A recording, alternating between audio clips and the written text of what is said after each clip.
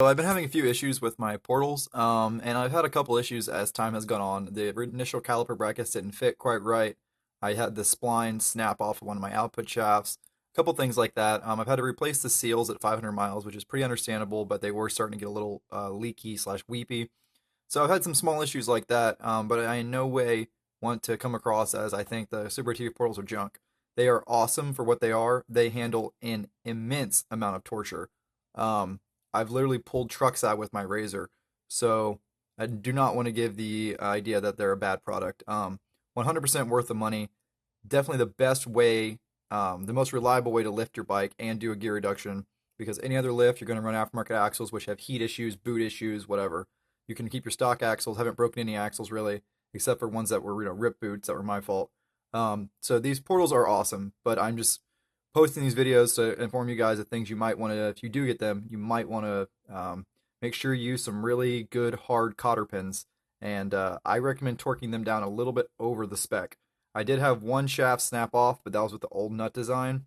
Torquing them down to 120 like Super ATV says, I've had the nuts on the left side of the bike back off a couple times now. Um, there's definitely room for improvement with them. I think the caliper bracket should be steel or maybe CNC aluminum because I've broken a couple. Mostly rocks getting caught in there, stuff like that.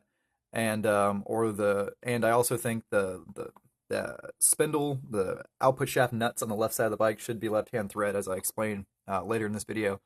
But I have never had as great customer service with anything I've ever bought as I've had with these portals. Super ATV almost always gets back to me within 24 hours, and they're like, "Okay, you broke something, send us a picture. Boom, parts are in the mail."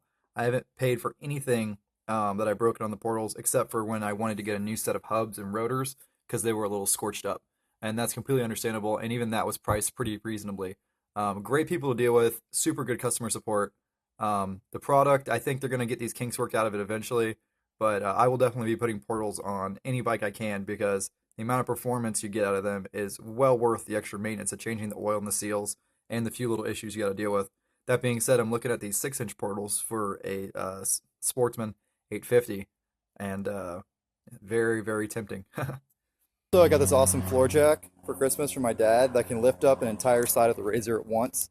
Really killer for doing brakes, swapping tires, whatever. Super convenient. Anyways, so this is interesting. On the right side of the bike, you can see that the cotter pin is over to the left side of the groove, which means this nut is tightening itself down, right? So a simple size of one. Okay, maybe it's a freak accident, right?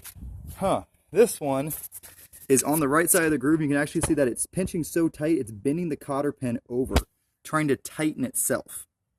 So, therefore, this leads me to believe you will only have a problem with the nuts backing off the axles on one side of the bike. The left side, both of mine got loose last ride. That's been accounted for, hopefully, with some new hubs and some nice tapered pins jammed in there. But this side is tightening itself up. They were all torqued to, recommended torque. But yeah, so Super ATV really should have given you reverse threads on the left side of the bike, which they could easily do because they're left and right hand portals. Very frustrating. Let me show you how bad this is, though. The way this is designed, there's not a taper fit or anything, so when this nut loosens up, look what the wheel does. That's not a good way to show you. Let me show you what the wheel does. I mean, it's completely screwed. Brass brake pad was holding up great until that happened, and now it's kind of mangled. Gotta call that guy and order some more of those. This one didn't get too screwed up. We only need that one. This caliper's toast. See how it's all twisted.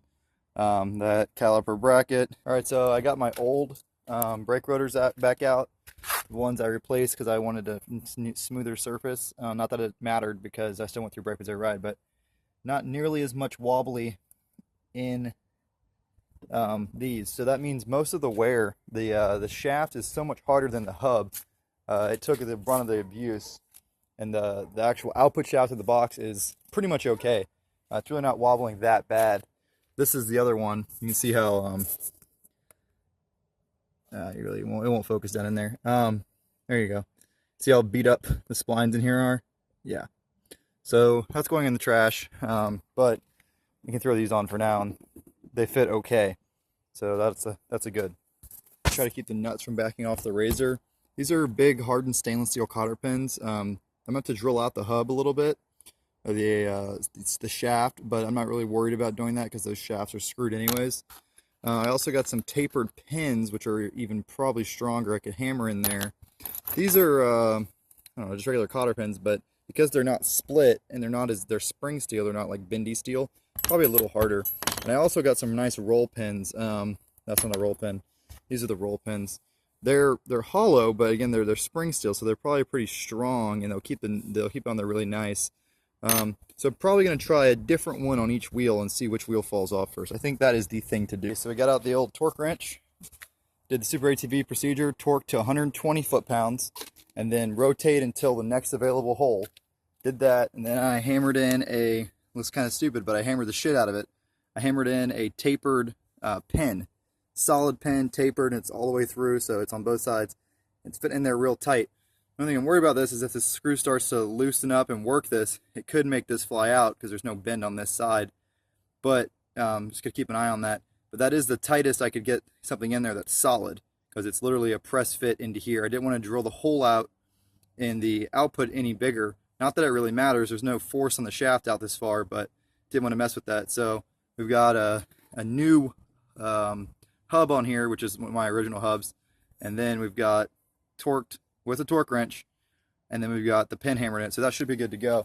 You got to be careful though, because I torqued my other ones down as tight as Super ATV said, and that was the result, right? The end of it popped off. That's one of my other output shafts. So if you over torque it, you get this situation. If you under torque it, your wheel flies off. Either way, really, your wheel flies off.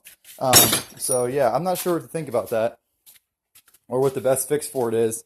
It's because there's not really a press fit. It's just a splined hub sitting on some splines. If they were tapered or something like that, it'd be a lot better. But this is how they chose to design it for, I'm sure, a good reason. So hopefully that'll work better. I've got to wait for them to send me a new rear caliper bracket. I've emailed them, haven't heard back yet, but when I do hear back, I will let it be known. But hopefully that'll work.